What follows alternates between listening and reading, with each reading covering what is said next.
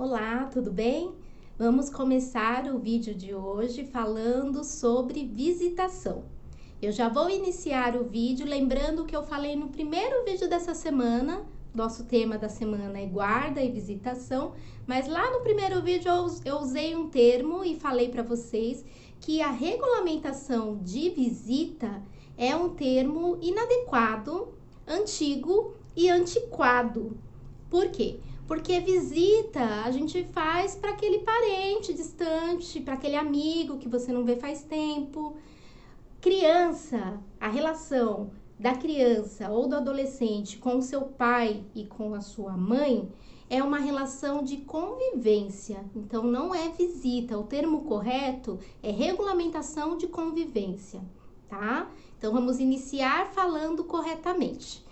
Na regulamentação de convivência, existem duas formas de fazer isso, de ajustar isso e deixar isso de uma maneira formal, que é fazendo um acordo de regulamentação de convivência.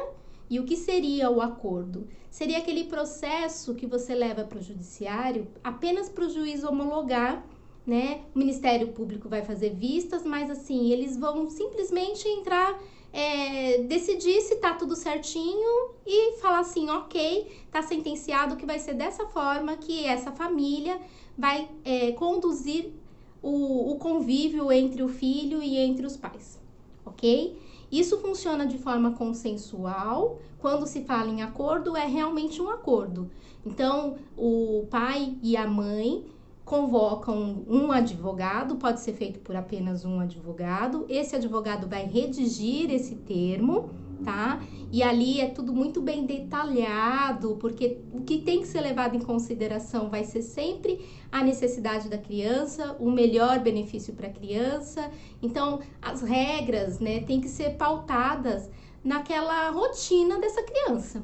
Não dá para fazer uma regulamentação de convivência de maneira,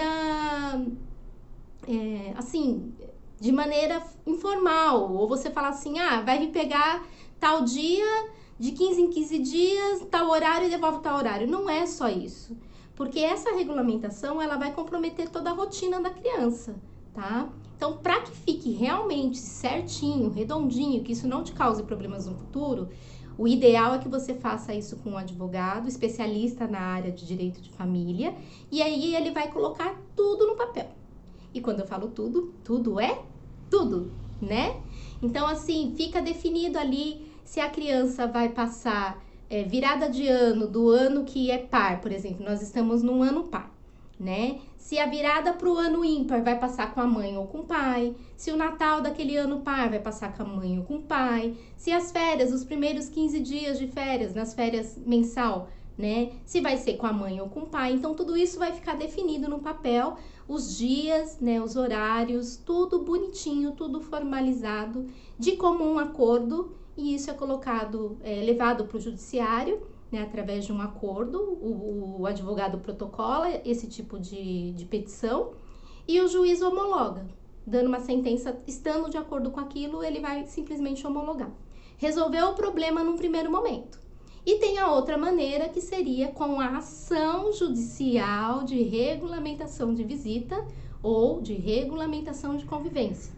E aí é aquele caso em que há litígio, em que há briga, não há consenso, então a pessoa que está com a guarda não concorda, ou a própria pessoa que está com a guarda tá estipulando de uma maneira e o outro genitor não concorda com aquelas regras, e aí aquilo vai ser discutido, né? Vão ser levadas todas as situações para que seja analisado pelo Ministério Público e pelo juiz, e ao final o juiz vai sentenciar o que eles entenderem que é melhor para a criança. Não é a vontade do pai, não é a vontade da mãe, é o que melhor benefício para a criança, sempre pensando no melhor para a criança ou para o adolescente. Certinho? Então, assim, falando, né, basicamente são esses os trâmites para um processo de regulamentação. Doutora Márcia, por que é necessário fazer esse processo? Porque aquele acordo verbal que você faz com o seu ex, né? Fala assim, não, você tem livre acesso ao filho, você pode vir aqui quando você quiser, ele pode passar os finais de semana com você sempre que quiser. E você conversou, colocou isso, expressou isso verbalmente, o outro acreditou, falou, tudo bem, então não tem problema, não precisamos gastar dinheiro com isso. E na verdade nem é um gasto, é um investimento que você está fazendo pensando no futuro do seu próprio filho. Por quê? Porque o direito de convivência é um direito dessa criança, tá? Além de ser o direito-dever, né, dos pais, é direito do filho. Estar com o pai, estar com a mãe. É direito do filho. E aí, quando você faz isso somente verbalmente, é só aparecer o primeiro pepino, a primeira briga, a primeira discussão, ou o primeiro namorado de um ou de outro, que isso vai tudo por água abaixo, né? Aquilo que foi conversado, aquilo que foi pré-acordado é esquecido e muitas vezes, né, a pessoa que está com a guarda utiliza o seu próprio filho como moeda de troca, porque aí começa a fazer aquelas chantagens, mas se for para pegar ele com a sua namorada, eu não vou deixar ir. Mas se você não pagou a pensão desse mês, não vai pegar a criança.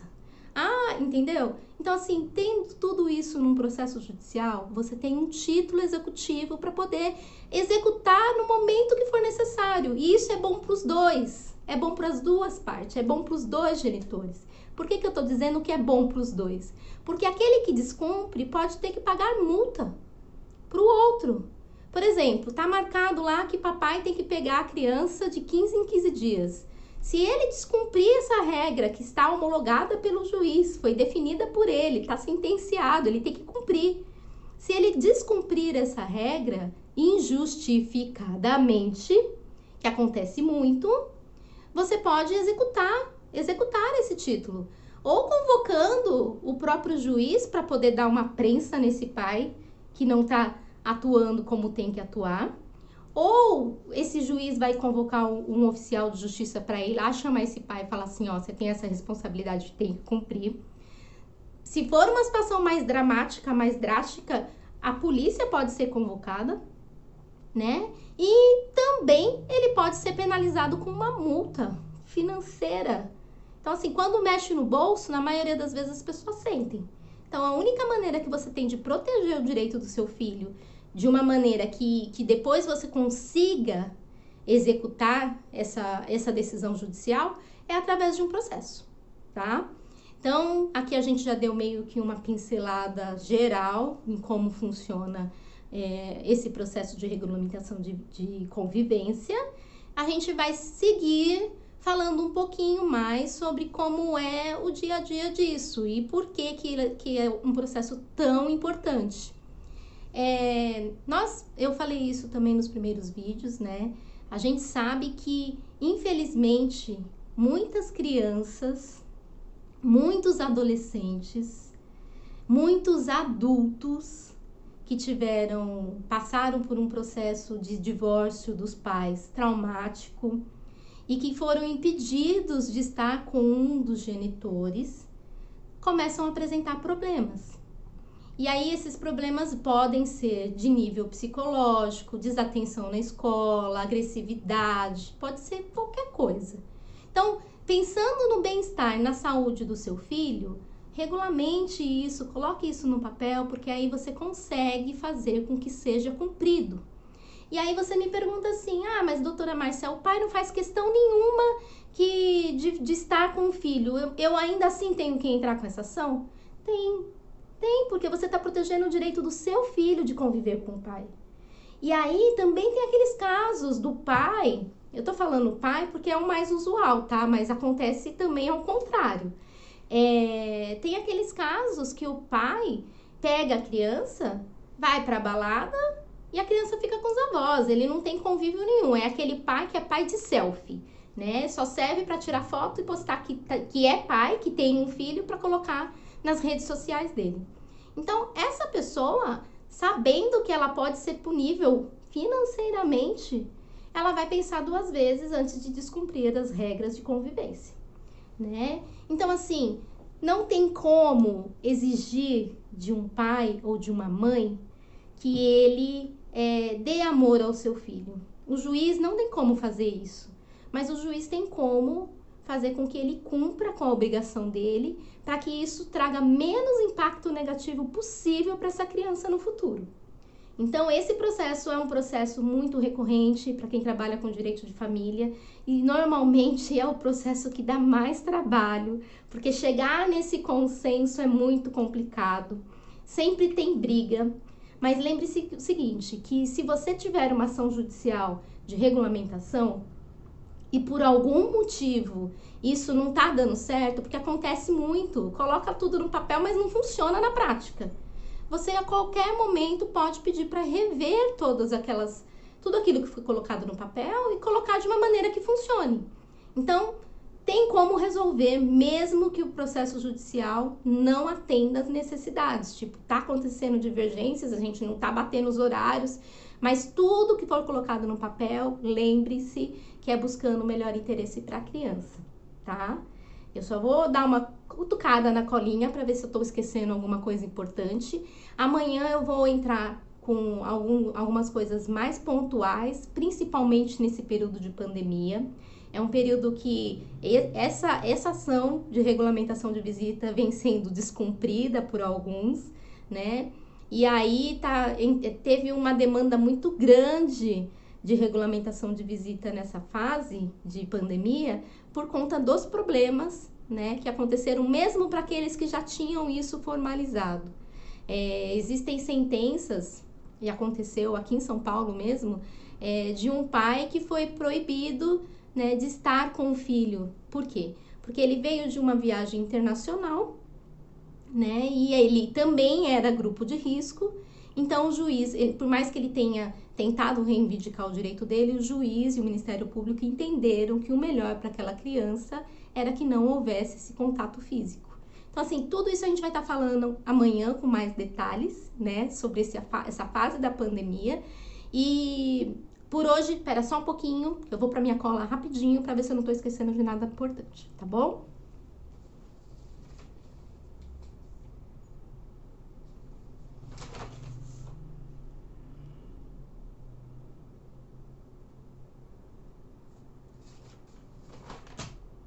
Parece que não. Mas se faltar alguma coisa, se você tiver alguma dúvida, coloque nos comentários, curta, comente, compartilhe esse vídeo com quem precisa. Esse assunto é um assunto importante, esse assunto é um assunto recorrente, esse assunto é um assunto que muita gente tem dúvida. Tem muita gente que acha que é besteira, mas é um processo que vale a pena ter tudo isso formalizado, justamente para te dar a proteção de poder executar isso futuramente. Tá? Só para finalizar, vou lembrar aqui mais um detalhe.